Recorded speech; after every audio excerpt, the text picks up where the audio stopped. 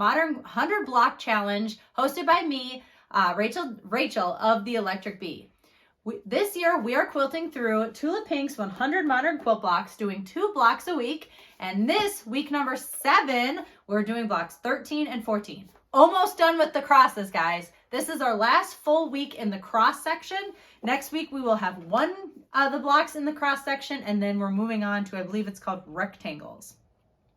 Yes, rectangles. So a lot of fun. So let's start with block number 13. That's what we're talking about today. So block number 13 is a fun one. We get to use, 3 different fabrics. There's, these crosses that are kind of opposite each other, a little bit of small pieces, but I think this is going to be fun to put together. So let's see what I came up with. Block number 13. What a fun one. Looks like we're going to need 3 fabrics, kind of like a background, and then 2 fabrics for the crosses. So let's start with Jeremy's. So for the background, I kind of like how they did a dark. So I was thinking of doing something similar to her. We could do this fun sort of green as our background, or we could do this, but I feel like cut into small pieces, it's not really going to read, the way that it is. Same with this one. I think once you cut smaller pieces out of it, it's not going to read in quite the same way. So I think I'm going to stick to this sort of green. And then for my 2 crosses, I was thinking of using one of these because that could be fun. And then for my other one, let's see. Why don't we do for my other cross? I don't think we've used this one yet. Oh no, we have. What if we did those 2 and kind of did it a little bit monochromatic? What do we think? I like it. So let's cut this up. Block 13, lucky 13. All right, so Tula used kind of a dark blue as her background, and then the ladybugs and this like maroon as the 2 crosses.